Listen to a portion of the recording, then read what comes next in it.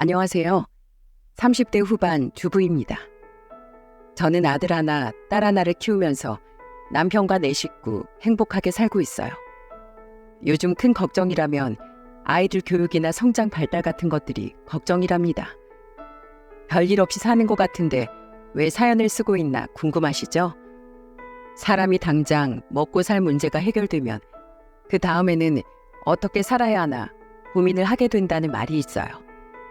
그래서 제가 지금 이렇게 아이들을 어떻게 잘 키워야 하나 고민하는 것도 힘든 시기를 넘어왔기 때문이랍니다. 몇 년 전만 해도 생활비 걱정하면서 전전긍긍했던 기억이 선명하게 떠오를 만큼 아직도 그때 충격이 선명하게 남아있죠. 당장 생계를 걱정할 만큼 힘든 시기에도 하나 알게 된 사실이 있었어요. 힘든 순간이 찾아오니까 나쁜 놈과 좋은 사람이 정확하게 구분됐답니다. 주변에 천사의 얼굴을 하고 숨어 있다가 힘든 순간에 발버둥 치는 저와 남편을 보면서 악랄하게 비웃으며 무시하던 나쁜 놈이었죠. 나쁜 놈이 처음부터 나쁜 놈이었다면 얼마나 좋을까요? 착한 척 숨어 있다가 어느 날 갑자기 당하는 건 착하고 성실한 사람들인지 답답하기만 합니다. 그런데 이제 와서 돌이켜 생각해보니 나쁜 놈이 노란 싹수를 보이는 때가 있었죠. 그래서 제가 사연을 쓰게 된 것도 잘 들어보시고 주변에 싹수가 노랗다 싶은 놈이 있으면 당장 피하시길 바라는 마음에 쓰게 됐어요. 똥이 무서워서 피합니까? 어차피 똥은 더러워서 피하는 건데 여러분들은 똥 밟지 마시라고 제가 겪었던 싹수 노란 나쁜 놈들 이야기를 해보겠습니다. 그래도 제 인생 가장 착한 남편은 집들이에서 만나게 된 사이였죠. 저와 남편만 유일하게 만나는 사람 없던 솔로라서 친구들이 장난을 치면서 말했어요. 너희들이 연락처라도 교환해서 친구처럼 지내봐. 혹시 알아? 아는 오빠 동생 사이가 다른 방향으로 발전될 수도 있잖아. 얼른 번호 교환해. 당사자들보다 더 신난 친구들의 등살에 저는 얼떨결에 남편과 번호를 교환하게 됐어요. 그렇게 번호를 교환한 뒤 남편한테서 조심히 들어가는 문자가 왔었고요. 저도 거기에 답장을 하다 보니까 어느새 남편과 꽤 긴 시간 소통을 하게 됐죠. 시간이 지날수록 성격 좋고 순박한 성격을 갖고 있던 남편과 연애를 시작하게 된 겁니다. 처음에는 술에 술 탄 듯 물에 물 탄 듯 무난한 성격인 줄로만 알았어요. 그런데 연애하는 동안 만나면 만날수록 사람이 참 진국이라는 걸 느꼈죠. 남편과 저는 그 당시 회사원이었는데 한 번은 남편이 난감한 목소리로 이런 말을 하는 겁니다. 이번 달에 내가 생활비가 좀 빠듯할 것 같아. 왜? 회사원 월급이 갑자기 줄어들기라도 해? 그게 아니라 이번 달에 부모님 생활비를 좀 보내드렸더니 여유가 좀 없을 것 같아. 우리 아버지 거동이 불편해서 일 못하신 지 오래됐거든. 근데 엄마까지 감기 심하게 앓으셔서 일을 못하셨나 봐. 그래서 내가 도와드려 할 것 같아. 어머님 몸은 괜찮으셔? 부모님이 멀리 계셔서 더 걱정되겠다. 남편 고향이 경상도였는데 그곳에 부모님과 형이 함께 살고 있다고 했죠. 그때 남편의 말을 들으면서 마음 한켠이 짠했어요. 사실 월급에서 절반이나 뚝 떼서 부모님 생활비로 드리는 선택을 한다는 게 멋있어 보였습니다. 요즘에는 부모 은혜도 모르고 기본도 안 하려는 사람들이 천진데 그 와중에도 자식된 도리를 하려는 남편이 달라 보였죠. 그래서 저희는 진지하게 미래를 같이 그려나가면서 결혼 준비까지 하게 됐어요. 둘 다 대단한 집안을 둔 형편도 아니다 보니 분수에 맞게 준비하기로 했죠. 서로 그동안 모아둔 돈으로 같이 형편껏 준비하기 시작했답니다. 그런데 아무런 문제 없이 잘 준비하던 와중에 시댁으로 인사 갔다가 저는 뒤로 넘어갈 뻔했어요. 그날 시댁에 처음 인사 간다고 조신하게 차려입고 들어가면서 제가 가장 먼저 했던 말이 뭐였는 줄 아시나요? 바로 이 말이었어요. 거미, 왕거미. 워낙 벌레를 무서워하던 저는 시댁에 처음 인사 와서 왕거미라고 소리친 겁니다. 얼굴이 빨개진 저를 본 어머님은 웃으면서 말씀하셨어요. 저놈의 거미가 우리 예비 며느리 쫓아내겠네. 내가 정리하고 들어갈 테니까 어서 안으로 들어가. 어머님 죄송합니다. 제가 워낙 벌레를 무서워해서요. 그래서 저도 모르게 그만 소리까지 지르고 호들갑 떨었나 봐요. 뭘 그런 걸 가지고 그래. 아가씨들이 다 그렇지. 나도 아가씨 때는 지나가는 낙엽만 봐도 벌레인 줄 알고 소리 지르고 그랬어.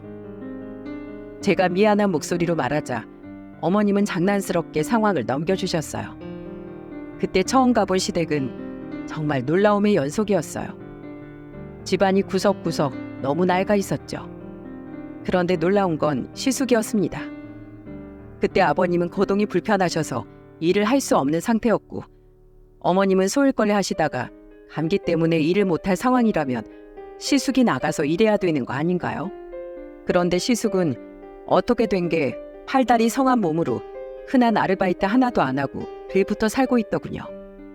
그래도 어머님이 참 대단하셨던 게 악조건 속에서도 꼭 아기 다루듯 조심스럽게 아버님을 모시고 나오셨죠.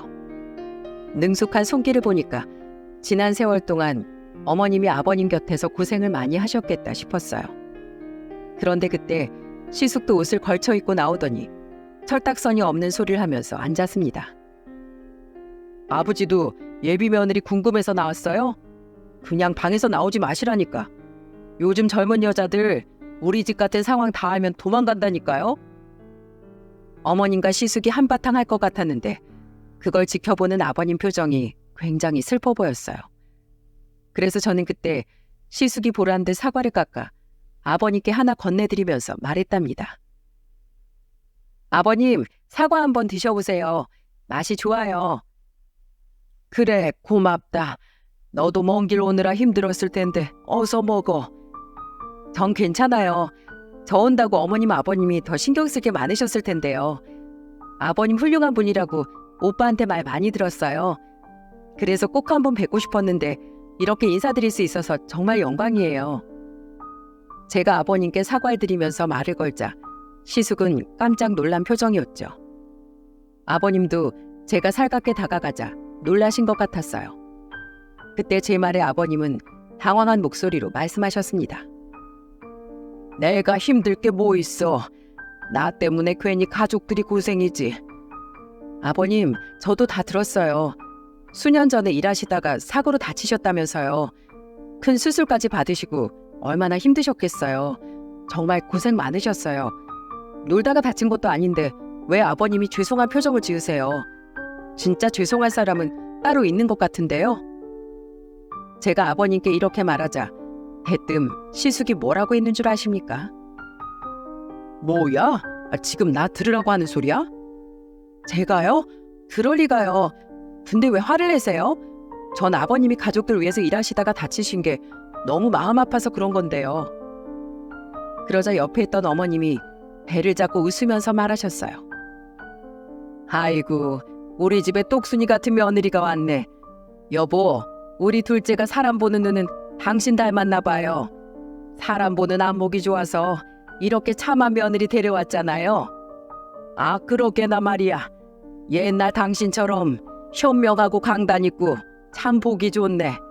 내가 말년의 며느리 보기 필요나 봐. 어머님과 아버님은 서로를 칭찬하면서 얘기하셨죠. 시숙은 그 상황에도 혼자 씩씩거리다 집을 나가버렸어요. 방귀 낀 놈이 성낸다고 도망치는 꼴을 보니까 잘못한 건 아는 눈치였습니다. 그리고 저는 낡고 허름한 시댁에서 참 귀중한 걸 보게 됐어요. 솔직히 시댁은 거실 장판도 여기저기 찢어져 있었고 벽지도 누런 자국이 그대로 보일 만큼 어렵게 지냈죠. 하지만 낡은 집을 빛내는 시부모님의 사랑은 정말 가치를 따질 수 없을 만큼 아름다웠습니다. 같이 저녁을 먹는 와중에도 어머님은 아버님을 챙기기 바빠 보여서 슬며시 어머님께 물어봤어요. 어머님, 저 거의 다 먹었는데 제가 좀 도와드릴까요? 아니야, 괜찮어. 우리는 원래 이렇게 먹고 살았어. 큰 수술 몇 번 하니까 이 사람이 젓가락질을 잘 못해. 그렇다고 포크를 쥐어줄 수도 없고 그냥 내가 하나씩 놔주는 게 편해. 신경 쓰지 말고 어서 먹어. 어머님은 식사 중에도 아버님이 좋아하는 반찬만 골라서 아버님 숟가락에 올려주셨습니다. 게다가 밥을 다 먹고 난 다음에는 약이랑 물까지 전부 챙겼어요. 그야말로 어머님은 아버님 손과 발 같은 역할인 셈이었죠. 그런 모습을 보니까 나도 저렇게 서로 위해주면서 늙어가고 싶다는 생각이 들었습니다. 저는 남편과 시댁에 온 김에 하루 자고 가기로 했는데 다음날 화장실이 소란스러운 것 같아 남편한테 걱정스러운 목소리로 물었어요. 혹시 아버님 화장실에서 넘어지신 거 아니야? 얼른 가서 한번 확인해봐. 아니야. 지금 우리 어머니가 아버지 세수시켜드리는 거야. 항상 아침마다 어머니가 직접 아버지 꽃단장해드려. 오늘은 너 있어서 일찍 일어나셨나 보다. 와, 어머님 진짜 몸이 10개라도 모자라시겠다. 시숙에 대해 얼핏 듣긴 했지만 직접 와보니까 시숙은 집안에 도움이 되는 구석이 없었죠. 게다가 원래는 피땀 흘려서 번 돈으로 넉넉하지 않아도 평범하게 살던 시부모님까지 시숙 때문에 그런 허름한 집에서 살았던 겁니다. 저러니까 어머님이 시숙만 보면 화를 낼 만도 했어요. 집안을 풍비박산 내고도 저렇게 뻔뻔한 사람이 또 있겠습니까? 사고 치는 사람은 시숙인데 남편은 취업하고부터 시댁의 생활비를 보태면서 살았던 거죠. 유독 효심이 깊었던 남편은 부모님의 좋은 모습만 보고 배운 것 같았습니다. 강단있고 현명한 어머님의 모습을 남편이 참 많이 닮아 있었죠. 그래서 저는 시댁에 다녀온 뒤 더 남편과 결혼해야겠다는 확신을 얻었어요. 저희 집안도 그리 대단한 집도 아니고 뭘 따질 게 있겠습니까? 정말 남편 인성 하나 보고 결혼하기로 결심했던 겁니다. 그런데 저처럼 저희 부모님도 남편을 무척이나 마음에 들어 하셨죠. 굳이 따지자면 저희 집보다 더 어렵게 사는 시댁 형편을 듣고 반대하시면 어쩌나 걱정스럽긴 했어요. 하지만 이런 걱정이 무색할 만큼 부모님은 남편을 보자마자 반갑게 맞이해주면서 말하셨습니다. 내가 관상을 좀 볼 줄 아는데 자네 관상이 합격이야, 합격. 남자라면 이런 관상 정도는 가지고 있어야 우리 딸이랑 결혼을 하지. 관상 공부를 했던 적이 있던 아버지는 남편이 관상이 좋다면서 입이 마르도록 칭찬했어요. 이런 아버지의 관상은 도무지 끝이 나질 않았고 쉴 새 없이 남편 얼굴을 보면서 말하셨습니다. 이런 관상이 같이 살면 절대 처자식 안 굶겨. 아 진짜라니까? 사람이 생긴 대로 산다는 말이 괜히 있는 줄 알아? 자네, 내 말이 맞지? 그럼요. 저는 제가 굶더라도 제 처자식은 절대 굶기지 않을 거예요. 그러니까 저 믿어주세요. 자, 아버님, 한 잔 받으시죠. 사위가 한 잔 따라 드리겠습니다. 아버지는 남편이 무척이나 마음에 들었는지 신이 나 보이셨어요. 그런 아버지를 보면서 어머니는 한술 더 뛰기 시작했죠. 엄마가 저를 보면서 형부가 처음 인사 왔을 때 이야기를 하면서 말하기 시작했습니다. 그런데 말은 저렇게 해도 정말 관상 볼 줄 아는 사람이야. 큰 사위 처음 인사 왔을 땐 아버지 저렇게까지 말 안 했어. 나한테 살짝 말해줬지. 형부 관상도 봤었어? 그땐 아빠가 뭐라고 했는데? 차마 대놓고 말은 못하고 나한테만 그러더라고. 얼굴에 욕심이 가득하다고. 저는 그때 엄마의 말에 웃음이 났어요. 그런데 같이 듣던 아버지는 심각한 목소리로 말하셨죠. 욕심 많은 사람들은 그 욕심 잘못 쓰다가 망할 수도 있어. 사람이 항상 마음을 곱게 먹어야 되는 거야. 안 그러면 자기 욕심이 자기가 망한다니까. 아버지의 말에 저는 그냥 웃어넘겼죠. 언니는 저보다 일찍 결혼했는데 형부가 대기업에 재직 중이었어요. 그래서 명절이나 부모님 생신 때도 용돈도 챙겨드리고 식사까지 대접했어요. 그런 형부를 보면서 엄마는 큰 사위가 손이 크다고 칭찬하곤 하셨죠. 그때만 해도 부모님은 형부가 손도 크고 성격도 시원시원해서 좋아하셨습니다. 저도 식구들한테 잘하는 형부가 미웠던 적이 없었어요. 게다가 제가 결혼할 때도 형부가 축하한다면서 축의금도 100만 원이나 했었죠. 그래서 아빠가 본 형부 관상은 엉터리라는 생각을 했습니다. 전문가가 아니니까 아빠가 잘못 봤구나 싶었어요. 그렇게 저와 남편은 양가 식구들의 축복 속에 결혼식을 올렸죠. 신혼집이 조금 작긴 했지만 그래도 남편과 둘이 살기에는 충분했습니다. 그 당시 저희 부모님이 주신 3천만 원과 시댁에서 보태주신 1,000만 원 정도를 받게 됐어요. 그리고 저희가 모은 돈과 대출까지 받아서 마련한 신혼집이라 작아도 그저 좋기만 했죠. 소박한 살림이었지만 남편과 하나씩 늘려가는 재미도 있었답니다. 남편은 중소기업에 다니고 있어서 월급이 많지 않았지만 워낙 알뜰한 사람이라 그나마 살 수 있었어요. 그러다 제가 첫째 아들을 임신 출산하는 과정에서 저는 다니던 회사를 그만둘 수밖에 없었죠. 그래도 남편이 월급 꼬박꼬박 벌어오니까 아껴가면서 살만했습니다. 아직 아이들이 어렸기 때문에 어느 정도 크면 저도 다시 일을 시작하려고 했어요. 하지만 인생이 어디 계획한 대로 사라진답니까? 하필이면 둘째 딸까지 낳고 내 식구 허리띠 졸라매면서 살 무렵에 문제가 생긴 거죠. 처음에는 저도 금방 지나갈 거라고 생각했는데 어느 날 남편이 심각한 목소리로 말하는 겁니다. 여보, 지금 회사 사정이 좀 많이 안 좋아. 현장은 인원 감축도 할 만큼 어려운가 봐. 그렇게 어려워? 대체 언제까지 어려울지 답이 나오는 것도 아니고 답답하네. 다행스럽게도 모아둔 비상금이 있어서 몇 달간은 버틸 수 있었어요. 하지만 이런 상황이 언제까지 지속될지 몰라서 그게 참 막막했죠. 게다가 남편은 월급 못 받는 날이 길어질수록 술에 취해서 들어오는 날도 늘어만 갔습니다. 술도 잘 못하는 사람이 잔뜩 취해서 들어온 걸 보니 보는 저도 힘들었어요. 그렇게 만땅 취해서 들어온 남편은 절 보자마자 꽉 안아주면서 울먹이며 하소연을 했죠. 여보, 내가 미안해. 못난 남편 만나서 좁은 집에서 살게 만든 것도 모자라서 이젠 생활비도 못 주는 무능한 남편까지도 했어.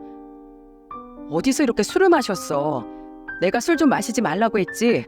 맨날 술만 먹으면 이런 헛소리만 하니까 내가 마시지 말라고 하는 거잖아. 당신 말도 안 듣고 한심하게 술이나 퍼마시고 정말 미안해 여보. 내가 죽일 놈이야. 무능한 쓰레기야. 그래, 당신 바보야. 난 그동안 집에서 당신이 벌어다 준 돈 한 푼도 남김없이 다 써버린 줄 알아? 우리 몇 달간은 정말 괜찮아. 그러니까 마음 편히 먹고 좋은 일자리 있나 알아봐. 그래야 최악의 상황은 대비할 거 아니야. 그 당시에는 뭐가 그렇게 미안한지 저만 보면 미안하다는 말만 했습니다. 물론 저와 남편이 각자 맡았던 게 다르니까 미안한 마음은 이해했지만 그동안 열심히 남편이 일했기 때문에 제가 비상금도 모을 수 있었다고 생각했어요. 남편이 주는 월급을 아끼고 아껴서 비상금도 따로 모아두고 있었죠. 하지만 속절없이 시간이 흐르니까 저도 속이 타기 시작했습니다. 통장 잔고가 점점 바닥을 보이는 게 눈으로 보이니까 애가 탔어요. 그런데 아무리 힘든 일이 생겨도 죽으란 법은 없다고 하죠. 저와 남편은 정말 예상치 못한 곳에서 해답을 찾게 됐습니다. 결혼 후 저는 언니 부부와 같이 서로의 집을 오고 가면서 가깝게 지냈죠. 그래서 서로 속속들이 사정도 알 만큼 꽤 친했어요. 그리고 그 무렵 저희는 언니 부부와 함께 강원도로 놀러 갔었어요. 오랜만에 여행 나와서 맛있는 음식도 먹고 즐거운 시간을 보냈죠. 그 순간만큼은 근심 걱정이 사라진 기분이었어요. 그때도 술 좋아하던 형부는 술을 마시고 있었습니다. 1박 2일로 놀러 갔던 거라 남편도 형부 장단에 맞춰 한 잔씩 마셨죠. 그때 형부가 남편한테 걱정스러운 목소리로 물었어요. 자네 아직도 회사가 많이 힘들어? 피부도 까칠하고 안색도 안 좋아 보여. 늘 똑같죠 뭐. 작은 회사라 그런지 한번 어려워지니까 수습이 어려운 것 같아요. 그래서 지금 그냥 그만둘까 이렇게 생각 중이긴 해요. 월급도 안 나오는데 계속 다닐 수도 없고 계란에 바위치기라도 일단 다른 회사 알아봐야 될 것 같아요. 지금 이렇게 계속 버티다간 저희 파산할 것 같아요. 그 정도야? 하긴 애들도 둘이나 있는데 오죽하겠어. 그러게나 말이에요. 이젠 애들 보기도 민망해요. 무능력한 아빠 같잖아요. 내가 일자리 좀 주선해 줄까? 정말요? 형님이 제 일자리를 알아봐 주시려고요? 대단한 자리는 아니야.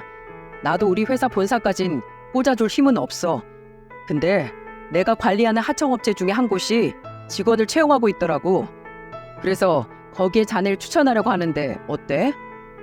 저야 뭐든 감사하죠. 제가 지금 찬밥 더운 밥 가리겠어요? 그때 저는 남편과 형부의 대화를 듣고 정말 깜짝 놀랐어요. 드디어 하늘에서 동아줄이 내려오는 기분이었죠. 남편이 시켜만 주면 뭐든 하겠다고 하니까 형부는 그런 남편을 보면서 진지한 목소리로 말했습니다. 일단 내가 전화 한 통만 하면 바로 내일부터 출근하라고 할 수도 있어. 불러만 주신다면 가야죠. 뭐 하는 자리인데요? 4대 보험은 다 되는데 아마 계약직 직원으로 시작하게 될 거야. 그래도 괜찮겠어? 안 괜찮을 게 뭐가 있어요. 계약직 자리도 감사하죠. 아유 형님 진짜 감사드려요. 저희 가족 은인이세요. 이렇게 신경 써주시는데 제가 정말 이 한몸 바쳐서 열심히 할게요. 그래 계약직 직원이지만 복진 괜찮으니까 제대로 열심히 한번 해봐. 계약직이라도 연봉 좀 괜찮게 받을 수 있게 노력해 볼 테니 잘해봐. 이 집안의 사위는 자네랑 나 둘뿐인데 같이 쌍끌이로 잘 살면 좋잖아. 서로 힘들더라도 열심히 한번 살아보세. 저는 그때 형부가 영웅처럼 보였습니다. 남편도 몰래 눈물을 훔칠 만큼 벅찬 듯 보였죠. 남편과 서로 얼싸안고 그동안 고생했다면서 다독였어요. 언니도 정말 잘 됐다면서 축하해줬습니다. 어려울 때 서로 돕는 건 정말 가족뿐이라고 생각했죠. 여행에서 돌아온 남편은 곧장 회사에 사표를 냈습니다.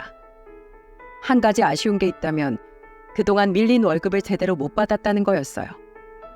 이미 최악의 위기까지 맞이한 곳이라 정말 희망이 없었죠. 그래서 남편은 과감하게 밀린 월급을 포기하고 형부가 소개시켜준 회사로 이직을 했습니다. 새 회사로 첫 출근하던 날 남편은 잔뜩 긴장한 목소리로 말했어요. 나 잘할 수 있겠지? 괜히 실수해서 형님 얼굴에 먹칠하면 어떡해. 나 너무 긴장된다. 뭘 그렇게 긴장해. 사람은 누구나 다 처음엔 실수하면서 배우는 거야. 그러니까 너무 쫄지 말고 가. 당신은 금방 익히는 사람이니까 아마 한 달이면 다 적응할 것 같은데? 내가 정말로 잘할 수 있겠지? 그럼 어서 다녀와. 우리 남편 파이팅! 지난 일은 잊고 다시 힘차게 살아보자. 여보, 나 다녀올게. 잔뜩 긴장한 남편을 힘내자면서 다독였어요. 아무래도 다니던 회사를 정리하고 새로운 곳으로 가려니까 신경이 많이 쓰였던 것 같았죠. 기존 직원들과 잘 지낼 수 있을지도 걱정하고 무엇보다 형부가 소개시켜줬던 자리라 실수하면 형부 얼굴에도 먹칠하는 거 아니냐면서 걱정했답니다. 그런데 남편은 언제 그런 걱정했냐는 듯 잘 적응해가고 있었어요. 워낙 손재주도 좋고 일머리도 좋아서 새로 이직한 회사 사장도 남편을 무척이나 마음에 들어했죠.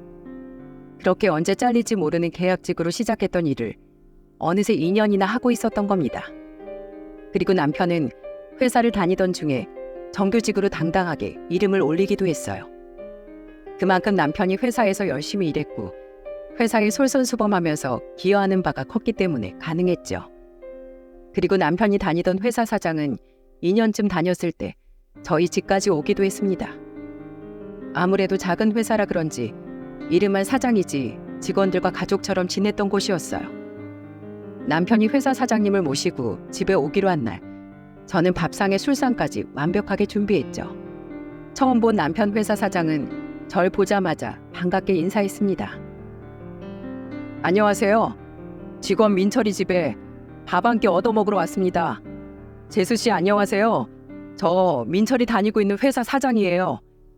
아유 사장님 안녕하세요. 얘기 많이 들었어요. 평소에 제 남편 신경 많이 써주신다면서요. 정말 감사드려요. 제가 뭘 한 게 있나요? 오히려 제가 민철이 덕분에 회사 잘 운영하고 있어요.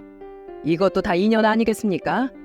제가 소개받아서 채용하게 됐지만 생각보다 워낙 일을 잘해줘서 제가 더 고마울 따름입니다. 회사 내에서도 얼마나 리더십 있게 잘 지내는지 지금은 제가 오른팔이라니까요. 지금은 제가 민철이 없으면 일을 못해요. 너무 좋게 봐주시네요. 저도 남편이 일하면서 즐거워하는 모습 보니까 기분이 좋았어요. 앞으로도 잘 부탁드려요. 에이 무슨 소리세요? 오늘은 제가 재수 씨한테 뇌물 주려고 왔는데요. 잘 보이고 싶어서 제가 이렇게 선물도 사왔습니다. 이거 받으세요. 이게 다 뭐예요? 세상에, 이거 홍삼이잖아요. 우리 민철이 잘 챙겨주시려면 재수 씨가 힘을 내야죠. 그러니까 하나씩 꼭 챙겨 드세요. 뭘 이런 걸 다 사오셨어요. 빈손으로 오시지. 이건 또 뭐예요? 장어까지 사오셨어요? 집에 들어올 때부터 양손 가득 온다 싶었는데 사장은 홍삼에 장어까지 사온 겁니다. 저는 얼른 식사 대접이라도 하려고 두 사람을 주방으로 안내했죠. 그렇게 한 상 차려주니까 두 사람은 뒷모습만 보면 오랜 친구 같았어요. 밥을 먹으면서도 오래 알던 사이처럼 이런저런 대화를 나누고 있었습니다. 이것도 다 사회생활인데 남편이 넉살 좋게 사장과 있는 걸 보니까 믿음직스러웠죠. 드디어 우리 남편도 회사에서 인정받고 없어서는 안 될 중요한 사람이 됐구나 싶었어요. 여러분도 아시겠지만 대기업에 납품하는 하청업체들이 그리 큰 회사가 아니지 않습니까? 그래서 남편이 조금만 노력해도 금방 사장 눈에 들어서 인정받고 일할 수 있었죠. 남편이 회사에 자리를 잘 잡고 일하기 시작하니까 생활비 걱정도 없었습니다. 그것만으로도 저는 충분히 만족했어요. 그렇게 저희 가족을 괴롭히던 문제는 해결됐다고 생각했죠. 하지만 문제는 그때부터 시작이었어요. 불행은 웃고 있을 때 찾아와 사람 뒤통수를 친다더니 정말 속 터지는 날의 연속이었어요. 언제부턴가 남편 얼굴이 점점 어두워지고 있었죠. 그래서 전 남편한테 혹시 무슨 일이 있냐면서 물었습니다. 그런데 남편은 끝까지 아무 일도 없다는 거예요. 말을 안 하고 괜찮다고만 하는데 제가 알 방법이 있었겠습니까? 그런데 저는 우연히 한밤중에 거실에서 통화하는 남편 꼬리를 밟게 됐죠. 남편은 핸드폰을 두 손으로 잡고 쩔쩔매면서 통화하고 있었어요. 그리고 전화 상대한테 미안한 목소리로 말을 이어나가더군요. 형님, 제가 이 시간에 어떻게 나가요? 제가 왜 형님을 피하겠어요? 죄송해요. 정말 죄송합니다. 형님이라고 하는 걸 보면 남자인 건 알겠는데 도무지 누구랑 통화하나 감이 안 왔죠. 그래서 남편 통화가 끝나게 기다리다가 전화를 끊고 돌아서는 남편한테 추궁하며 물었어요. 방금 누구야? 뭔데 그렇게 사정을 하면서 사과를 하는 거야? 여보, 왜 안 자고 여기 있어? 쥐새끼처럼 나가길래 무슨 일인가 하고 왔지. 누군데? 대체 어떤 놈이 이 새벽에 전화해서 사과하게 만드는 건데? 핸드폰 이리 줘봐. 남편은 끝까지 전화기를 뺏기지 않으려고 애썼지만 저는 기어코 남편한테 휴대폰을 뺏어들고 통화 목록을 확인했습니다. 그런데 저장된 이름을 보니까 이건 누가 봐도 저희 형부를 저장해둔 거였죠. 저는 깜짝 놀라서 남편한테 물었어요. 방금 형부랑 통화한 거야? 뭔데? 뭐 때문에 당신한테 이러는 거야? 여보, 내가 다 해결할게. 그러니까 그냥 모른 척 좀 해줘. 이게 지금 모른 척하고 넘어갈 일이야? 당신한테 왜 화를 내고 있냐고. 내가 지금 형부한테 전화해서 물어볼까? 꼭 형부 입으로 듣게 만들어야겠어? 아니야, 내가 말해줄게. 결국 남편은 제가 형부한테 직접 전화하려고 하자 그동안 있던 일을 실토했죠. 알고 보니까 형부는 남편이 다니던 하청업체를 관리하면서 갑질을 하고 있던 겁니다. 그런데 이제 남편도 2년 차가 되니까 형부가 마음대로 부려먹고 있던 거예요. 세상에, 가족끼리 이럴 수 있는 겁니까? 가족이 아니라 남남이어도 형부의 행동은 부당한 행동이라고 생각했습니다. 그런데 남편이 털어놓은 말 중에 가장 충격적인 건 이거였죠. 형부가 하청업체에 찾아가 회식을 하자고 하더니 몇몇 직원들까지 끌고 갔던 겁니다. 그 자리엔 사장도 있었고 남편보다 더 연차가 낮은 직원도 있었다고 했어요. 술을 워낙 좋아하던 형부는 그 자리에서도 혼자 잔뜩 마시고 취한 거죠. 그러더니 직원들 다 있는 자리에서 술 취한 목소리로 소리쳤다는 겁니다. 야, 김민철, 너 어떻게 했으면 나한테 술을 한 번 안 사냐? 너 여기 꽂아준 사람이 난데 내 은혜를 무시하는 거야? 아유, 아니에요 형님. 제가 미처 생각 못했는데 날 한번 제대로 잡고 모실게요. 웃어? 야, 제대로 사과 안 해? 공과 사는 구분해야지. 죄송합니다. 제가 경솔했습니다. 그래, 그래야지. 본가사는 확실하게 하자는 게 내 인생 모토니까 잘 새겨들어. 알겠어? 쪼르르 집에 가서 이르면 넌 끝장이란 소리야. 와, 이 사실을 전부 알고 난 뒤 저는 정말 충격적이었어요. 그동안 몰랐던 형부의 실체를 알게 된 거죠. 그런데 남편은 제가 노발대발 화를 내니까 애원하며 말했습니다. 여보, 제발 한 번만 참아. 나 지금 다니는 회사 너무 만족해. 그냥 나 이대로 다니고 싶어. 내가 해결할 테니까 당신은 그냥 못 본 척만 해줘. 제발 이렇게 부탁할게. 속이 터질 것 같았는데 남편이 애원하는 걸 보니까 쉽게 언니네 집을 쳐들어갈 수 없었죠. 그런데 친정 가족 모임 때 보니까 언니는 형부의 실체를 아예 모르는 것 같았어요. 전부 다 모여서 밥을 먹는데 형부는 구석에서 혼자 술을 마시고 있었습니다. 혼자서 얼마나 마신 건지 술 기운이 오른 형부는 친정 부모님도 다 있는 곳에서 버럭 소리를 지르며 말했죠. 어이 자네, 내 덕분에 팔 잡힌 소감이 어때? 네 형님, 정말 감사하게 생각하고 있습니다. 그래, 그래야지. 근데 입으로만 감사하면 내가 알겠어?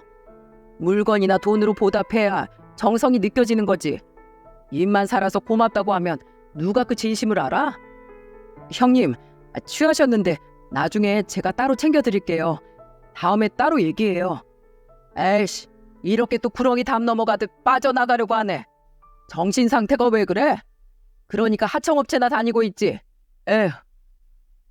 아무리 사람이 취해서 인사불성이라 해도 처갓대고 와서 이게 할 소리입니까? 그때 엄마는 화가 잔뜩 난 목소리로 형부를 보며 소리치셨어요. 지금 그게 뭐하는 말버릇인가? 어디서 급을 나눠? 자네 그 정도밖에 안 되는 사람이야? 어? 술만 마시면 망나니가 되는 자네는 뭐 대단한 사람인 줄 알아? 내가 보기엔 자네가 제일 못났어. 그만해. 맨날 술 마시고 산통이나 깨고. 그럴 거면 집에서 나가. 참다 못해 화가 난 엄마는 형부를 다그쳤죠. 그때 언니가 미안한 목소리로 엄마를 말리면서 말했습니다. 이 사람이 오랜만에 처가와서 기분이 좋았나 봐. 원래는 술버릇도 없는데 미안해 엄마. 제부도 제가 대신 사과할게요. 죄송해요. 언니, 형부 술 깨면 정식으로 내 남편한테 사과하라고 해. 지금 이게 뭐 하는 거야? 부모님 계시는 자리에서 사람을 무시해도 유분수가 있지. 정말 너무한 거 아니야? 정말 술 먹고 이러는 사람이 아닌데 내가 술 깨면 제부한테 제일 먼저 사과하라고 할게. 저희 먼저 가볼게요. 엄마, 아빠, 죄송해요. 요즘에 일이 좀 힘든 것 같아요. 죄송해요. 언니는 술에 취한 형부를 데리고 급하게 나갔어요. 그 모습을 보니까 언니는 형부 실체를 전혀 모르는 눈치였죠. 언니 성격상 알고도 그냥 둘 성격도 아니다 싶기도 했습니다. 그날 이후 형부는 술에 깬 뒤 남편한테 정말로 사과를 했다고 했어요. 하지만 사과하면 뭐합니까? 술만 마시면 개벌은 남 못 주고 나오니까 정말 꼴보기도 싫었죠. 그래서 한참을 고민하던 남편은 자기가 직접 형부를 따로 만나보겠다고 했어요. 저는 그런 남편을 보면서 남자끼리 잘 좀 해결해 보라고 했고요. 그런데 그날 무슨 일이 있었는 줄 아십니까? 아주 남편을 벗겨먹으려고 작정이라도 한 건지 술값이 어마어마했어요. 1차로 갈비 10만 원 먹고 2차로 참치 먹으러 가서 또 20만 원 넘게 먹은 거죠. 여기까지만 했으면 저도 진짜 이를 악물고 참았을 거예요. 하지만 새벽이 지나도 집에 안 오는 남편한테 전화해보니 정말 기가 막혔습니다. 그때 저는 화를 내면서 남편한테 물었죠. 여보, 대체 어디야? 그 정도 사 먹였으면 됐지. 그만하고 들어와. 여보, 그게 나 믿지? 뚱딴지같이 무슨 소리야. 대체 어딘데? 그게 형님이 자꾸 여자 있는 술집 거기 가자고 해서 왔는데 여기 좀 불편하다. 근데 여기 술값이 너무 비싸. 아가씨까지 부르면 그냥 200만 원 넘겠는데? 뭐? 진짜 형부 너무한 거 아니야? 우리가 남도 아니고 어떻게 당신을 데리고 그런 곳을 가? 정말 미안해. 그냥 옆에서만 보조만 맞추다가 금방 갈게. 진짜 너무한다. 내가 뻔히 당신이랑 연락하고 있는 거 알면서 이러는 거잖아. 이거 진짜 짜증나네. 확 언니한테 말해버릴까 보다. 뻔히 제가 남편과 연락하고 있는데도 아가씨네 술집을 가는 게 말이 됩니까? 술을 마시면 본성이 나온다고 형부는 저희를 완전히 무시하고 있는 것 같았어요. 남편은 자기가 해결하겠다고 부른 거니까 어떻게든 막아보겠다고 했죠. 그런데 그날 남편은 새벽 2시가 넘어서야 들어왔습니다. 심지어 남편은 완전히 인사불성이 된 채 들어와 거실에 뻗어버렸어요. 그때 눕자마자 오바이트 하던 남편 때문에 진짜 저야말로 개고생했죠. 처음에는 일자리 주선해주는 좋은 사람으로 생각했는데 점점 갈수록 형부가 달라 보였습니다. 명절에 모이면 형부 보기가 불편했어요. 남편은 중간에서 눈치 보느라 애쓰고 있었고 집안 분위기가 그야말로 살얼음판이었죠. 그런데 가족인 남편한테도 하청업체라고 무시하는데 다른 사람은 어땠겠습니까? 들어보니까 아주 가관도 아니었어요. 오히려 가족인 걸 다행으로 생각해야 되나 싶을 정도였죠. 이 사실을 알게 된 건 남편이 회사 사장과 포장마차에서 술을 한잔하면서 듣게 된 거였습니다. 그동안 하청업체를 담당하던 형부는 업체 직원들한테 뒷돈을 받기도 하고 심지어 거절하면 일감을 뺏어가기도 했다는 거예요. 뉴스에서나 보는 그런 일을 형부가 하고 있을 거라곤 상상도 못했죠. 그때 남편한테 사장이 한탄을 하면서 말했다고 했습니다. 이래서 우리나란 대기업이 다 해먹는다고 하는 거야. 대기업 관리 직원한테 너무한 거 아니냐고 항의하면 자기한테 대들었다고 일감 다 가져가 버린다니까. 그리고 좀 챙겨주면 그때서 이 회사 최고라고 하고 진짜 더러워서 못 해먹겠어. 남편과 사장이 나눈 말을 듣고 저는 화가 났어요. 그리고 그런 사람이 가족이라는 것도 싫었죠. 남편 회사 사장이 좋은 분인데 당할 수밖에 없던 현실도 답답했습니다. 이 엉킨 실타래를 어떻게 풀까 고민을 하고 있을 때였어요. 하필 그쯤 엄마 생신이라 식구들이 전부 친정해 보였죠. 엄마는 형부 취해서 헛소리하는 거 듣기 싫다고 술도 아예 숨기려고 했습니다. 그런데 이런 엄마의 노력에도 형부는 친정에 오기 전에 거래처 약속이 있었다면서 술을 마시고 온 거예요. 엄마는 또 고삐 풀린 망아지를 봐야 되냐고 한숨을 쉬셨죠. 그리고 술까지 사들고 온 형부를 보면서 엄마는 단호하게 말했습니다. 자네, 가족들끼리 모였으면 처음 만날 때와 끝날 때는 같아야 될 거 아니야? 항상 자네가 술만 마시면 끝이 안 좋았어. 내가 오늘 두고 볼 거니까 똑바로 해. 네, 장모님 걱정 붙들어 매십시오. 오늘은 정신 똑바로 차릴게요. 엄마가 한번 호되게 말을 해서 그런지 그날 시작은 양호했어요. 남편 옆에 털썩 앉더니 본인이 사온 술을 건네면서 따뜻한 목소리로 말했죠. 요즘 많이 바쁘지? 다 자네 회사가 기술력이 좋아서 그런 거야. 그러니까 힘내. 네, 감사합니다. 무슨 일인지 술에 취해도 좋은 말을 하길래 사람이 변했나 싶었습니다. 그런데 한두 시간 지나자 또 본색이 스멀스멀 나왔어요.